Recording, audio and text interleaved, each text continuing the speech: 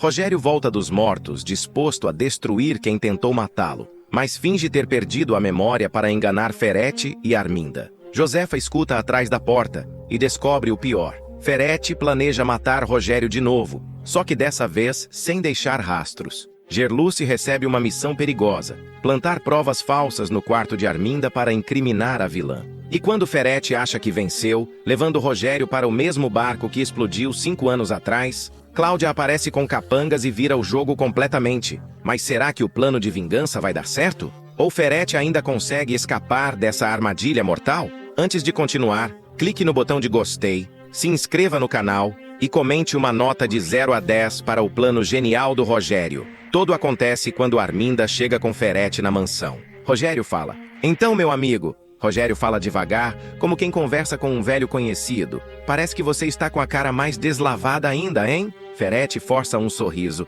tentando disfarçar o pânico que começa a subir pela espinha. "Rogério, que bom te ver de volta. Eu fiquei muito preocupado com você todos esses anos." "É mesmo?" Rogério inclina a cabeça, o olhar atravessando o vilão como uma lâmina. "Porque pelo que eu me lembro... Não, espera." Ele pausa, passa a mão na cabeça, como quem tenta buscar uma lembrança distante. "Na verdade, eu não me lembro de muita coisa não. Tá tudo meio nebuloso, sabe?" Arminda, que estava sentada ao lado de Ferete, aperta as mãos nervosa. A respiração dela fica curta. "Como assim, Rogério? Você não lembra do que aconteceu?" "Não," ele responde firme, mas com aquele tom de inocência que faz parecer verdade. "Eu tento me lembrar do que aconteceu, mas eu não consigo. Eu acho que o meu melhor amigo e a minha esposa podem me falar, né? Vocês estavam lá comigo antes de tudo acontecer." Ferete e Arminda trocam olhares rápidos, calculando cada palavra, cada movimento. O vilão respira aliviado por dentro, mas ainda desconfiado.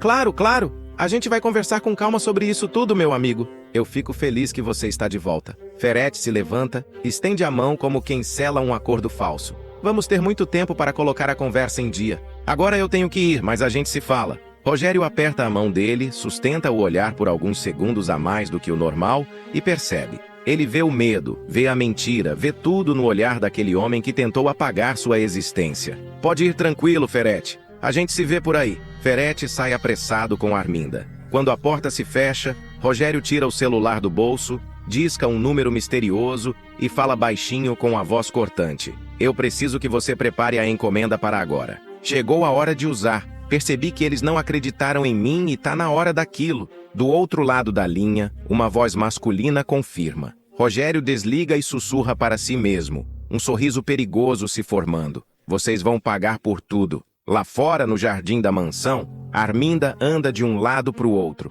as mãos tremendo, o rosto branco como papel. "Eu não acreditei nem um pouco em nada que ele falou, Ferete. Aquilo é mentira. Ele tá mentindo pra gente." Ferete concorda, passando a mão no cabelo nervoso. "Tá na cara que ele tá mentindo. Ele não se esqueceu coisa nenhuma. A gente consegue perceber a raiva que ele tá pelo olhar." Arminda para de andar, encara Ferete com os olhos cheios de lágrimas. "Mas por que ele demorou esse tanto de tempo para voltar? Será que ele passou esses 5 anos planejando alguma vingança contra a gente?" A voz dela sai desesperada, quase num grito sufocado. "Ferete, nós temos que fazer alguma coisa. Eu não vou perder tudo que construí por causa desse homem." Ferete se aproxima, segura o rosto dela com as 2 mãos, como quem tenta acalmar uma criança apavorada. "Vamos fazer o que eu disse. Nós vamos despachar ele outra vez. Só que agora não vai ter erro. Eu já tenho até uma ideia de como vamos fazer isso." Arminda respira fundo, tentando controlar o pânico. "Seja como for,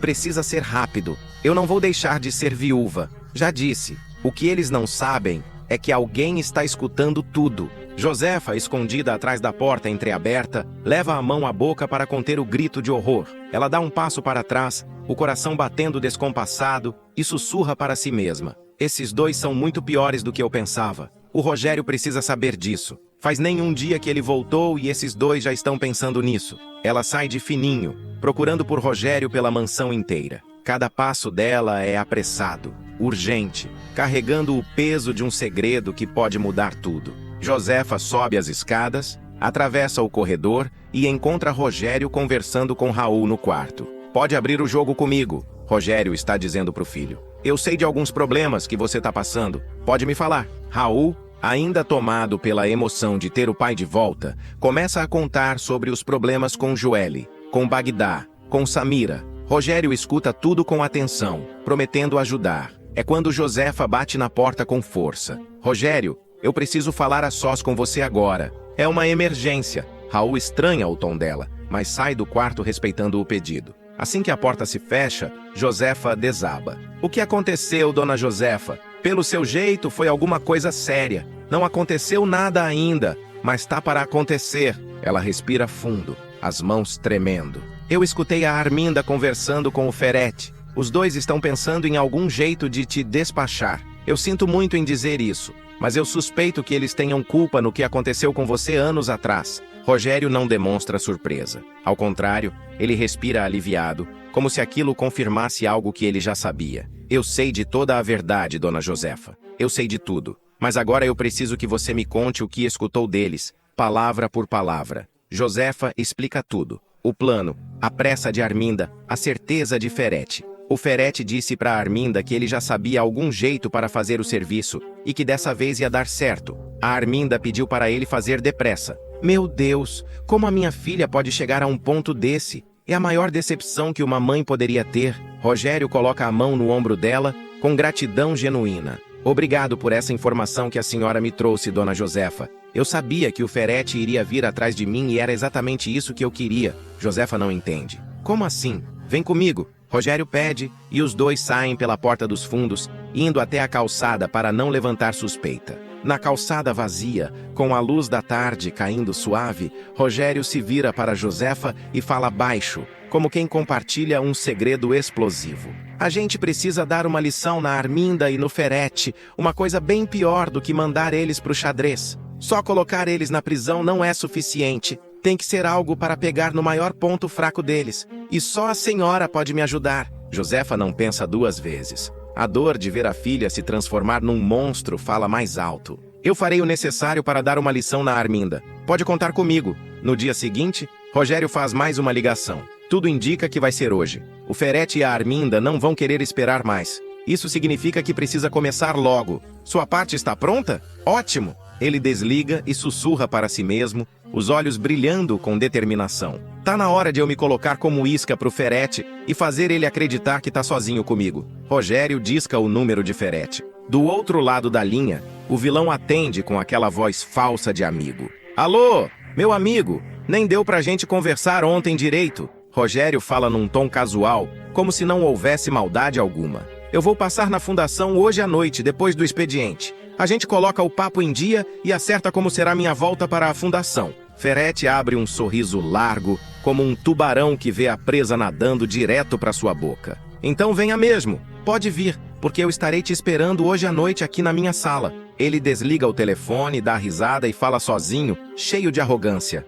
É, mas o Rogério continua um bobalhão mesmo. Não aprendeu nada com a última vez que veio sozinho atrás de mim. Continua um sono. Ferete chama Macedo e explica o plano. Como você sabe, o Rogério está de volta, e nós precisamos dar um jeito de mandar ele para longe o quanto antes. Macedo, sempre servil, pergunta, e o que o senhor está pensando em fazer? Ele vai vir aqui na fundação hoje à noite. Ferete se inclina na cadeira, os dedos entrelaçados como quem planeja um checkmate. Vamos surpreender ele daquele jeito, se é que me entende. Macedo abre um sorriso torto. Pode deixar comigo. Em seguida, Ferete telefona para Arminda, explica o plano e ela se empolga. Tudo parece perfeito, tudo parece sob controle. Mas o que eles não sabem é que cada movimento deles está sendo previsto, cada passo está sendo calculado. E a armadilha já foi montada. Enquanto isso, Josefa procura Gerluce e abre o jogo sobre o que está acontecendo. Uma hora dessa, o Ferete deve estar tentando mandar o Rogério para longe.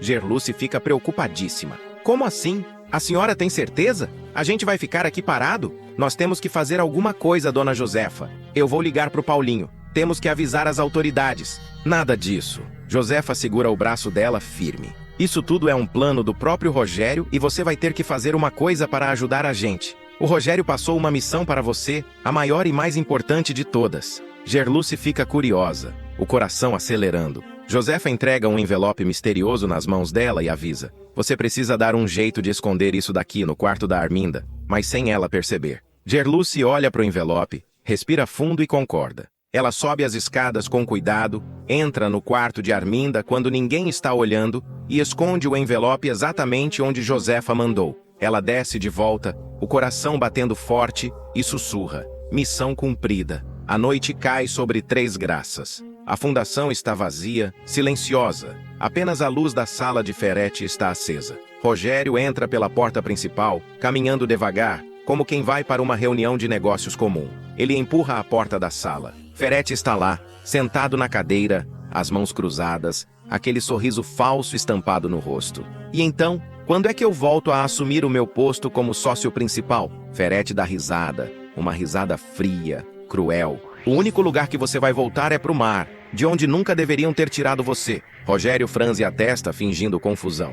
Como assim? Eu sei que você não perdeu a memória coisa nenhuma e está aqui para se vingar. Ferete se levanta, os olhos fixos em Rogério como um predador. Rogério abre um sorriso disfarçado, mas não diz nada. É quando Macedo entra na sala, a arma apontada diretamente para ele. A gente pode não ter conseguido antes, mas dessa vez a gente consegue. A partir daí, Rogério não fala mais nada. Ele só fica ali, parado, com aquele sorriso que começa a deixar Ferete incomodado. O que foi? Ferete grita. Perdeu a língua agora? Eu posso ter deixado passar 5 anos atrás. Posso até ter errado. Mas isso foi bom, porque agora eu não vou embora até ter certeza absoluta de que eu acertei. Vamos, fique em pé. Macedo força Rogério a se levantar, e eles caminham até a garagem da fundação. Tudo está acontecendo exatamente como aconteceu 5 anos atrás. Só que dessa vez tem um detalhe muito diferente, muito importante. Eles colocam Rogério no carro e seguem para a marina de barcos. O lugar está escuro, apenas as luzes fracas dos postes iluminando as embarcações. Ferete estaciona o carro e tira Rogério de dentro. Esse lugar te traz alguma lembrança? Conta pra gente. Rogério continua em silêncio, aquele sorriso irritante ainda no rosto. Bora fazer ele se recordar então, patrão. Macedo fala. Anda pro barco agora igual no passado. Vamos! Ferete ordena. Rogério não se mexe. Ferete fica mais irritado ainda. Você não vai me obedecer? Perdeu a noção do perigo, é? Eu mandei você andar e é pra ir logo. Vamos, vamos! Macedo ameaça soltar ali mesmo se Rogério continuar sem obedecer. É quando uma voz de mulher surge do nada, firme, cortante. Podem parar agora. Ferete se assusta, vira para trás e dá de cara com Cláudia ao lado de vários capangas armados. Macedo percebe que estão em menor número, fica com medo e solta o equipamento que estava segurando. Ferete é cercado, o pânico tomando conta. Ele gagueja. Mas o que está acontecendo aqui? Cláudia, eu não posso acreditar no que eu tô vendo. Rogério começa a dar risada. Uma risada alta, verdadeira, de quem finalmente viu a vingança se concretizar. Parece que o jogo virou, não é mesmo? Você não tem noção do tanto que eu fico contente em te ver apavorado assim, Ferete. Macedo dá um passo para trás tentando fugir, mas Cláudia também o cerca. Tá na hora do passeio de barco. Rogério encara o vilão, os olhos brilhando com justiça. Até que você estava certo em uma coisa, Ferete. Eu não me esqueci de nada do que aconteceu, mas eu não voltei aqui só para te mandar pro xadrez. Voltei para acertar as nossas contas. E adivinha só? Vai ser bem na mesma moeda. Macedo molha as calças de medo. E agora, patrão? O que a gente vai fazer? Você não tinha pensado que ele não estava sozinho? Ferete manda desesperado. Fica quieto, Macedo. Isso é culpa sua que não me ajudou direito 5 anos atrás. Agora a culpa é sua. Rogério dá risada de novo. Vocês não escutaram a Cláudia? Tá na hora do passeio de barco. Anda, quero vocês dois pra dentro agora. Ferete percebe que está sem saída. Macedo não consegue fugir. Os dois entram no barco do mesmo jeito que fizeram com Rogério 5 anos atrás. Enquanto isso, na mansão de Arminda, uma equipe policial invade a casa. Paulinho está na frente, acompanhado de Juquinha e vários outros policiais. Arminda aparece na sala assustada, o rosto contorcido de confusão. Mas o que significa isso? O que vocês estão fazendo na minha casa? Paulinho responde firme. Nós temos fortes indícios e pistas de que foi a senhora quem fez aquilo com o Dr. Ferete e o Macedo, funcionário dele. Eu fiz o quê? Como assim? Arminda grita desesperada. Mas do que é que vocês estão falando? O que aconteceu com eles? De repente, Juquinha aparece descendo as escadas com um envelope nas mãos. Achei, Paulinho. Eu achei esse envelope no quarto da Arminda. Tem fotos da embarcação, contato com o falso mecânico, um recibo de pagamento, tudo comprovando que foi ela quem sabotou a embarcação. Gerlúcia observa escondida com Josefa, tentando segurar a risada. A missão foi cumprida. Arminda continua sem entender, o desespero crescendo. Eu não sabotei nada. Não sei do que vocês estão falando. Não sei de embarcação nenhuma. Onde é que está o Ferete? Paulinho responde com firmeza. Não adianta a senhora fingir que não sabe de nada, dona Arminda. O doutor Ferete e o capanga dele, o tal do Macedo, foram levados para um barco. Esse mesmo barco foi para os ares, e todas as pistas apontam a senhora como a única culpada. A senhora está presa. Arminda não acredita no que escuta. O chão parece sumir debaixo dos pés dela. O Ferete se foi? Não, isso não é verdade. Eu não posso acreditar. É um pesadelo. Eu não posso ficar sem o Ferete. Eu juro que eu não fiz nada. Eu juro que não fui eu. É quando o Rogério entra em casa calmamente, como quem volta de um passeio. Eu esperava qualquer coisa de você, Arminda, menos que chegaria a um ponto desse. Que decepção! Arminda o encara, o choque misturado com o desespero. Ela continua insistindo que não foi ela, mas a notícia de que Ferete se foi